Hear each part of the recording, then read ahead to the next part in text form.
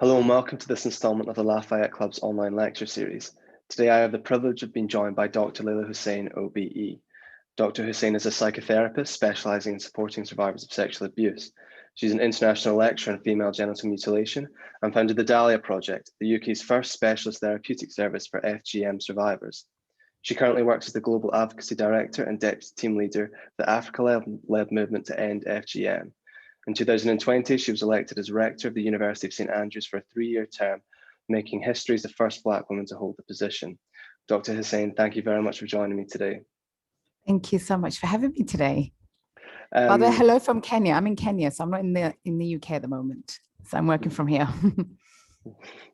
I know we're time pressed, so I'm going to get straight into questions. Sure. The first few of which are from me, and the latter of which have been submitted by students. To start us off, could you give us a bio of your work as a psychotherapist and activist, in particular that which concerns your work with the Dahlia Project, as well as how you ended up holding the position of a rector at our university? Yeah, so my activism world and psychotherapy actually collided. My activism world actually was the beginning that led me to my psychotherapy world. So I ended up volunteering for a clinic called the African Well Women Service, which looked after women who've undergone FGM. So I was an interpreter there, and then a role around a youth outreach worker there was a role there that I took on. I mean, this is years ago. I was like 22, my younger days. And through that work, what was happening to me is I'm now talking about something that I experienced. So there was a lot of triggers that were happening. So I was getting quite depressed. I was feeling serious burnout, and I had a very good manager who basically put her foot down and said, Leyla, you're going to take some time off. You're going to go into therapy, and we're going to make sure you get the right support. And through that, I mean, it wasn't easy. I actually moved to 3 therapists before I can actually sit down with one, because it is hard, especially being from the UK. Mental health is not something that we openly discuss. It's still considered, and being African, that's also another taboo. So the idea of going to mental health, I felt something was wrong with me. But actually what I learned by being in therapy, I learned about myself for the first time. That was quite interesting, learning about myself. I liked the whole process. And for me, it was that someone creating a safe space just to listen and help me reflect on viewpoints. It wasn't someone telling me what to do or advising me what to do. It was actually, I had all the answers. That's the way I see therapy. That space is just for you to unpack and understand and reflect. Anyway, through that, by working with the women in this clinic, I had a great manager who said, Leyla, have you thought about doing maybe basic counseling skills? I was never planning to be training as a therapist. I just wanted to sharpen my listening skills, which 4.5 years later led to me doing my postgrad. long story short, because I love the whole process, but which now connects to Dahlia. When you're trained as a therapist, you have to be in therapy yourself. That's part of your training. But what I found while I'm in therapy, I'm constantly explaining what FGM is to therapists. Like it's like me doing a PowerPoint presentation, and that the relation between the therapist and the client gets lost, because I'm there to discuss me or talk about me, not to educate you. And while I was at uni, actually, the idea of Dahlia was born, I think, in 2008-9. This is where I'm at university studying. So I just started jotting down ideas. I just wanted a space for women like me who've undergone FGM to come and access therapy, not to explain to anybody what FGM is. And when I say not anybody, I mean from the receptionist to the clinical manager to everybody, the admin team. Everybody should know this. No one has to explain it. And then, I mean, that was 2008 when the idea was first born. 2013, still developing this idea in my head, as many of us do. We all have ideas, but it doesn't really come to space into the right time. And I was approached by Channel 4 to present a documentary, first time to really look at the subject of FGM in the UK. So for me, it was a great opportunity to launch it then. So I launched Dahlia 2013, the day before the film came out, which was in November. And the way I approached it was, people are now going to see this film, this documentary. It's going to trigger people. They're going to need somebody to call. So the day before the film came out, we had like 2 referrals. And then the night after that, I mean, the film was off the hook. So so for me, I knew there was a need for Dahlia Project. It went from me being, I was my own admin, I was my own therapist, I was my own supervisor, my own, to now having a whole team running it. And our plan, unfortunately, because of COVID, we need to raise a bit more money for the service, because we've now gone online. We didn't realize a lot of our women didn't have laptops or phones. We just assume people have these things. So we had to ensure we buy them laptops and smartphones for them to use when they log into for their therapy session. So as you can see, it was every part of this, it was out of a need that I had. And I guess that's really the connection. Yeah. Okay, so one thing that you've spoken about concerning the trauma that your own personal experience with FGM has caused, that I thought was particularly salient given the current climate, is that a large part of your trauma has been derived from the fact that FGM isn't yet considered a pandemic. Could you talk a little about this and the steps we need to take to resolve this? It's quite frustrating because, listen, this virus is dangerous. We know that it's killing healthy people. Let's not assume it's only killing like older people. I've seen many people who have been harmed or affected by this, and I don't want us to forget that as well. However, what I find really interesting is when the current stats on FGM is every 11 seconds a girl's being cut, and you don't see anyone freaking out about it. And there's a reason for that, because one, majority affects the female gender, mainly Black, which are the most deprived group of people, marginalized group of people. So what do we do about it? One is to recognize that you do hold those biases, because we can't do anything unless you actually admit to the problem. You are holding, but it's okay to recognize that, but that's the only way we're going to solve this problem. Because if you're unfortunately, we live in a world, women's pain is constantly called natural. There's nothing natural about natural. There's nothing natural about pain. And that's constantly used when women are giving birth. There's nothing natural about it. It's painful. This idea of normalizing women's pain, but also we live in a world, and again, there are stats. I like facts, by the way. There are stats to prove Black women's pain is never believed.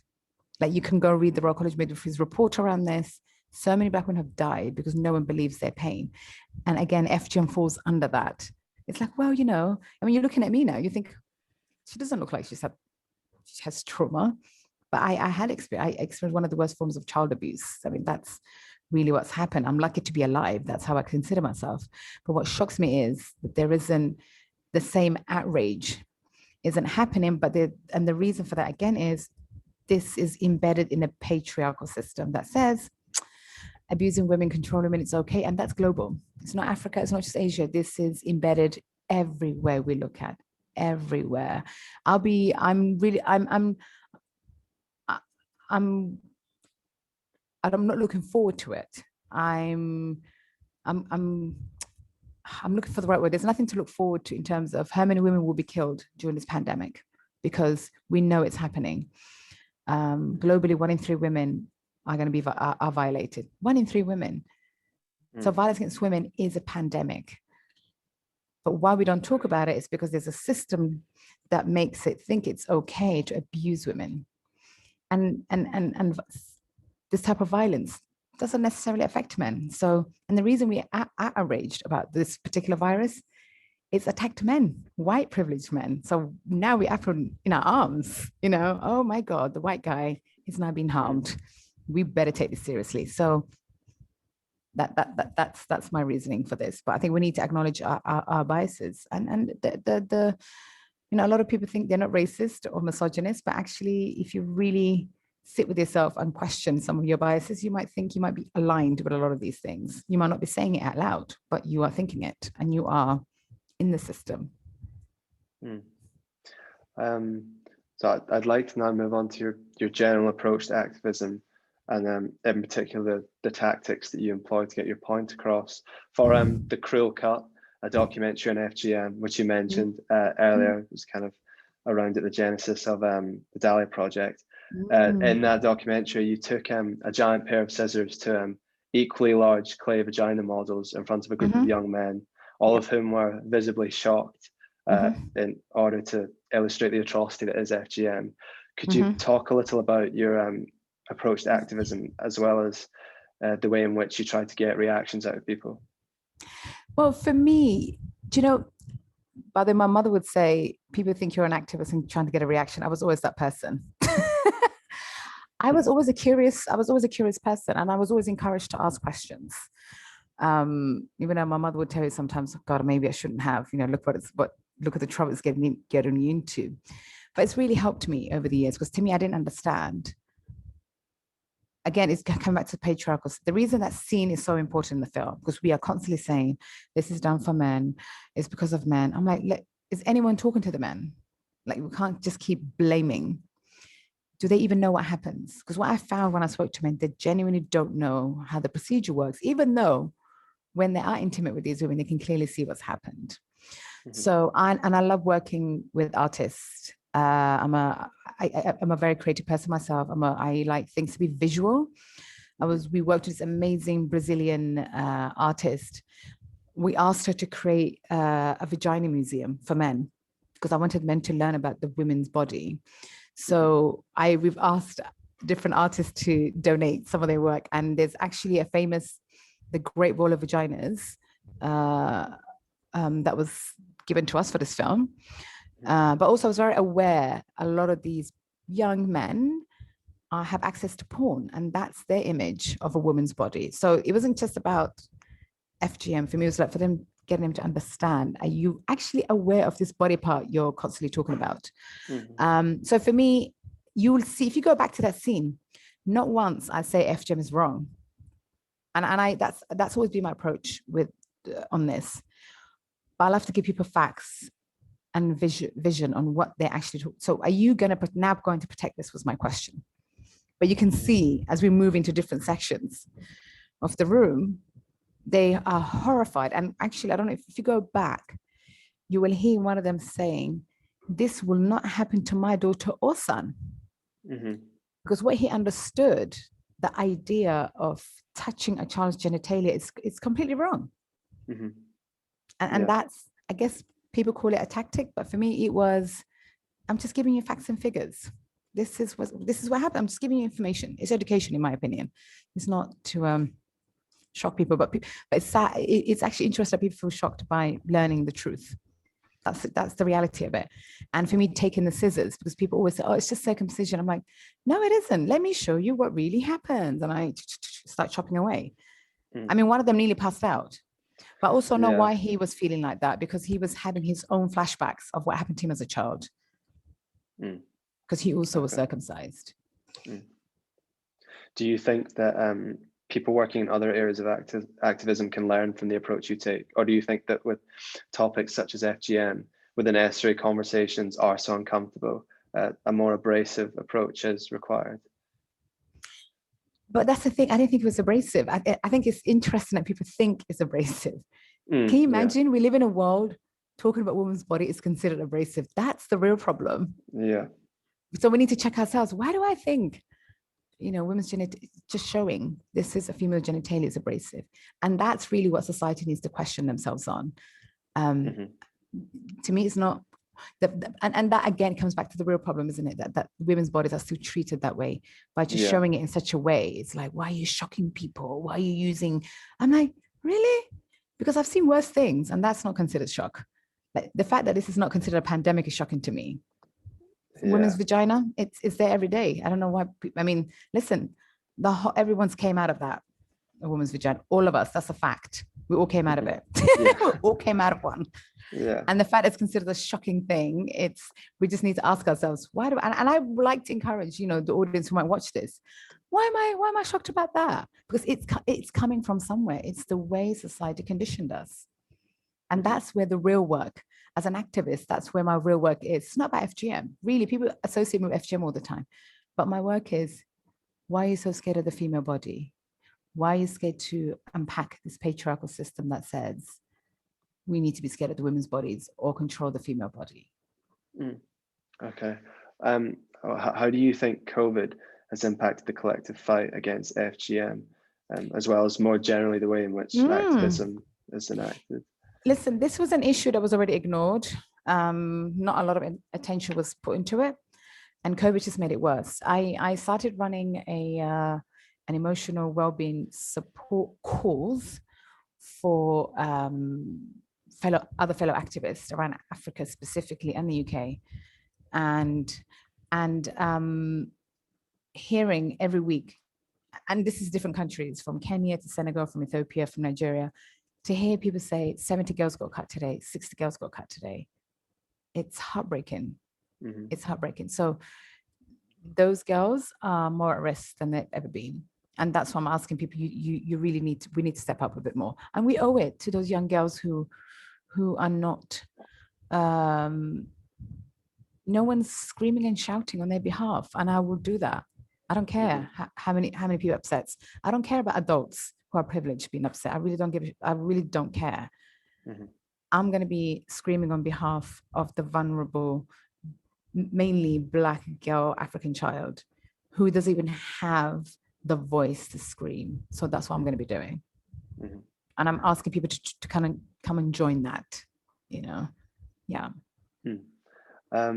So for my last question, before we move on to student submitted questions, I wanted to ask you about your incumbency as a rector of the university. Firstly, how you're feeling having settled in to the position, and secondly, what it is that you would like the students of the University of St Andrews to remember you by.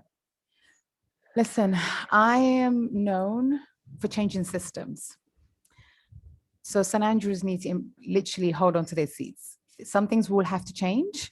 We can't keep saying we want things to be diversified, we want things to be different. There has to, the reason it hasn't been diversified or things have been the way it is, because there's a system in place in St Andrews that doesn't allow for that to happen. And I will be that rector that's gonna do that. And I have a great committee who are gonna, I don't want to use the word fight or battle. We're gonna work with the university to make that change. Because fundamentally, we want a safer space for those that look like me. The fact that it took 600 years for a Black woman to be in this position, I think that really says that says a lot. But I feel hopeful, because let's call it for what it is. St Andrews is very white, is very privileged. But for the students to vote for a Black woman, the university should be celebrating this, because it says a lot about their students. It really says. They should be very proud. And it gave me hope. The world is changing. For me, when people ask me, how do you believe things are changing? And I use St Andrews as an example of that. Things are changing because it's in its current times, you don't usually see that. So changes will happen. Really hoping for the university to support that. I know it won't be easy. Oh, sorry, just my housekeeper just walked, my people I live with just walked past. This is the word COVID life. Yeah, I live in a resident where we're all sharing a home. And so yeah, what will I be remembered for? That change can happen, but it needs to happen. The system has to change, and sometimes we're going to have to. And I sound like a broken record. We're going to have lots of uncomfortable conversations, but I will create a safe space to do that. But I'm here to listen to my students. The students got me elected, and let me tell you, my committee reminds me of that every time, and I love that, and I encourage that. I'm speaking for them. My work is to ensure. I think sometimes just because I'm the rector and I get to be in that powerful position, that doesn't mean I dictate what the students are thinking. So my role is to listen. So currently I'm listening a lot. Yeah, a lot. Okay, that's great. And okay, so we can move on to some of the student submitted questions now. The first one is anti-FGM activism triggering as a survivor yourself? And if so, how do you cope with your personal history while also helping others? Absolutely. very, very triggering. And that's anybody that, if you've experienced violence and you work in similar environment, very triggering. If anyone who's experienced violence is listening to this conversation, that will be triggering, absolutely, every day. But I actually, again, because of that, I actually created an emotional well-being tool on how you cope in these situations. So what, in terms of checking my boundaries, what am I doing to sleep? How am I using my break times? Who's my support system? So I have these tools now in place, which, and I'm now sharing with the rest of the world. I'm sharing this with fellow activists, other organizations, and it's actually something we're going to be developing at St. Andrews. Our plan is to develop a do no harm framework to ensure, for me, safety, the emotional and well-being of the students. It's and I'm speaking from my own experience. So yes, absolutely, having my care plan list and checklist is key. Okay. How has British law evolved to accommodate the problem of FGM?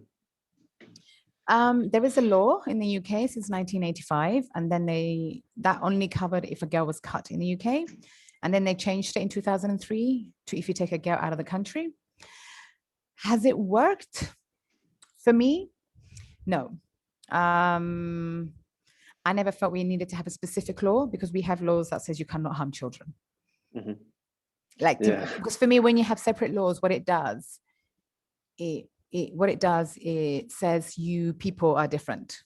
And I listen, I respect the people who develop this, and I know a lot of my colleagues really believe this. Sometimes, and I work with a lot of lawyers who constantly say, but Leyla, we need something symbolic. I get that.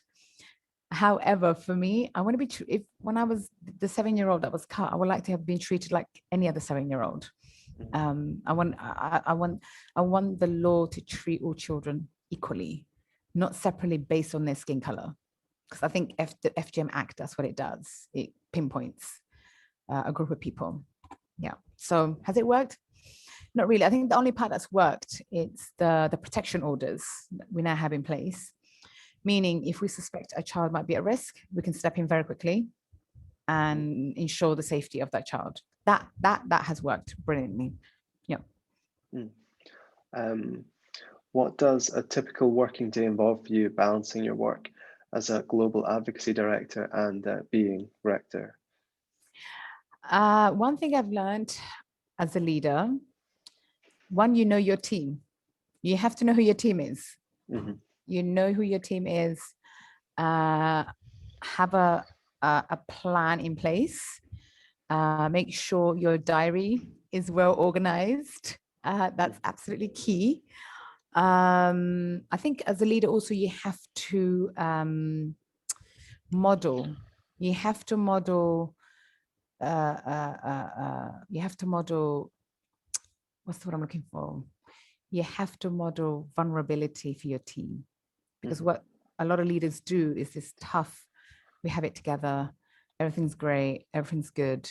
Actually, one thing I'm doing over and over again is when I'm stressed, I tell my team, guys, I'm stressed. I need a bit of a break. So we have to model that. So we can, so boundaries, it's key. So my day, I wake up early in the morning. I'm a 5 a.m. person.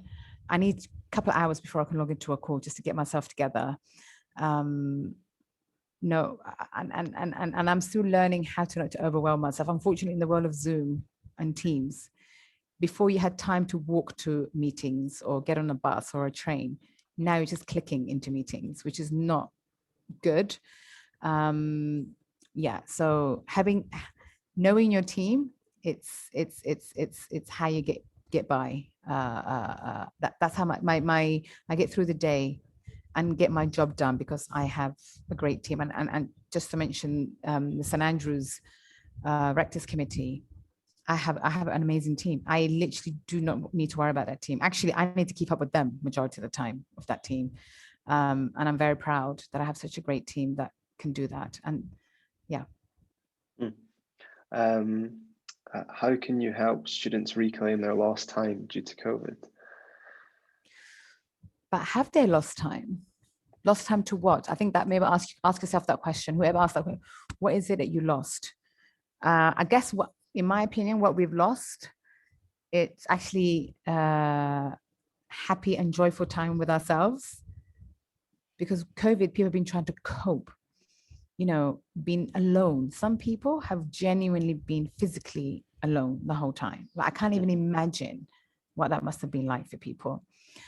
So if we're going to reclaim something, it's human connection again. If I was going to ask you to reclaim something, start reclaiming human connection again, whatever way you do it, even if it's just Zoom. Because some people, there will be a serious anxiety to meet physically with people again. There will be that. So human connection. And I mean, something I do now is when I have some time off, I actually list of the things I want to claim for that weekend, like happiness, joy, just list it. I'm a big manifester. I like manifesting things. That's one of my tools that I use. And actually check, am I happy today? What do I have to do? Do I need to get ice cream or chocolate or go for a walk? Those are so simple. It sounds so simple, but it really makes a massive difference, in my opinion. But if we're going to claim back something, claim that human connection we've lost. I don't want, as lovely as this is, it's not who I am. Some things we might have to be online, which is fine, but it's not who I am. I like to be in a room with people. Okay, well, I see it's gone 10 o'clock now. So I think we should wrap up, but thank you so much for that. I know how busy you are, and the work you're doing within and out with our university is so important. So thank you for taking the time. Thank you so much for having me.